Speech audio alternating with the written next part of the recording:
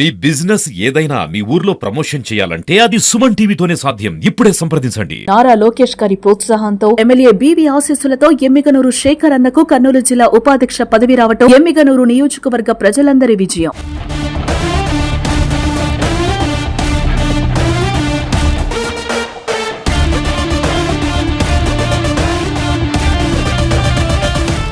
వెండి ధరలు కొనుగోలుదారులకు చుక్కలు చూపిస్తున్నాయి. అంటే కిలో వెండి దాదాపుగా 2.5 లక్షల నుంచి దాదాపు 3.5 లక్షల వరకు ధర పలుకుతుంది. అసలు గతంలో ఎన్నడూ లేని విధంగా ఈ వెండి ధరలు అమాంతం ఈ మార్పులకు ఫ్లక్చుయేషన్స్ గురవుతున్న నేపథ్యంలో అసలు ఏం జరుగుతుందో అన్న ఆందోళన అసలు కొనుగోలుదారుల్లో నెలకొన్న పరిస్థితి. ప్రస్తుతం నేను ఈ వెండి ధరలు ఎందుకు పెరుగుతున్నాయి, అసలు వీటి కారణం ఏంటి అని ముందుగా నేను తెలుసుకొని సుమటి గురించే క్రమంలో ప్రస్తుతం నేను కర్నూలు షరఫ్ నగర్ ప్రాంతానికి వచ్చాను. ఈ షరఫ్ నగర్ లో ఈ వెండి వస్తువులు విక్రయించే వర్తకులతో మాట్లాడి అసలు ఈ వెండి విషయంలో ఈ ధరవరల్లో మార్పులు ఎందుకు చోటు చేసుకుంటాయి ముందుగా నేను తెలుసుకొని సుమటి ప్రేక్షకుల గురించి ప్రయత్నం చేస్తాను. మీరు నాతో రండి. ప్రస్తుతం మనతో శ్రీ లక్ష్మీ నరసింహ జ్యువెలర్స్ అధినేత చిలుకూరు నందకిషోర్ ఉన్నారు. తనతో మాట్లాడి ప్రయత్నం చేద్దాం. సార్ నమస్తే అండి.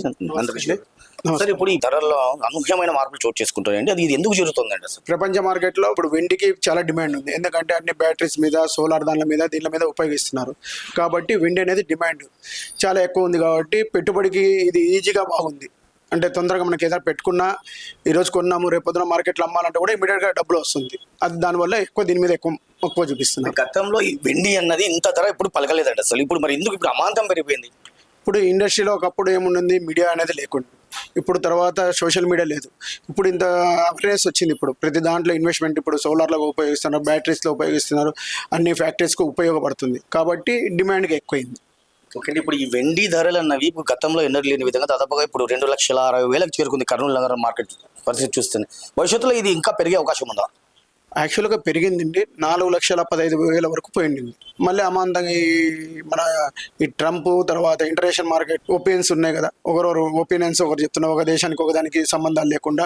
దాని నుంచి ఇప్పుడు ఏం చేస్తున్నారంటే, ఒకప్పుడు డాలర్స్ మీద ఉపయోగపెడతారు, ఇప్పుడంతా గోల్డ్ సిల్వర్ మీద పెడుతున్నారు. భవిష్యత్తులో ఈ పేపర్ కరెన్సీకి ప్రాధాన్యం తగ్గిపోయి ఈ సిల్వర్కి ఎక్కువ పెరిగే అవకాశం ఉందా? ఉంటుంది. ఎందుకంటే ఈ పేపర్ కరెన్సీ అనేది ఇప్పుడు డాలర్స్ అనేది మనకు తగ్గిపోవాలని చూస్తున్నారు. మన మోడీ గారు ఏమంటున్నారు, ఒకప్పుడు అన్ని దేశాల మీద డాలర్ ఉపయోగం, ఈ డాలర్ అనేది లేకపోతే మన కరెన్సీ జరిగింది అనుకోండి, ఎక్స్చేంజ్ మనకు చాలా డిఫరెన్స్ అవుతుంది, మిగులుతుంది. ఇప్పుడు మన దేశానికి ఇంకో దేశం కరెన్సీ మార్చినప్పుడు ఛార్జెస్ ఉంటాయి, ఆ ఛార్జెస్ అనేది లేకుండా పోతుంది. అప్పుడు ఇంకా పెరిగే అవకాశం ఉంది. ఇప్పుడు మార్చిలో పెళ్లిళ్ళ సీజన్ స్టార్ట్ అవుతుందండి. ఈ మార్చి వచ్చే నాటికి ఈ వెండి ధర ఇంకా పెరిగే అవకాశం ఉందా? ఉండొచ్చు, ఊహించదని చెప్పలేం. ఎందుకంటే పెరుగుతుంది ఎంతవరకు అనేది మనం గెస్ చేయలేం.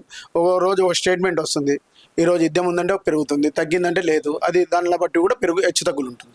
వెండి ధరలు కొనుగోలుదారులకు చుక్కలు చూపిస్తున్నాయి. అంటే గతంలో ఎన్నడూ వినని విధంగా, ఎన్నడూ చూడని విధంగా కిలో వెండి అమాంతం 2,60,000 చేరుకుంది. అంటే ఈ ధరలు ఇంకా మార్పులకు గురే అవకాశం ఉందని కర్నూలు నగరంలో షరఫ్ బజార్ వర్తకులు చెప్తున్నారు.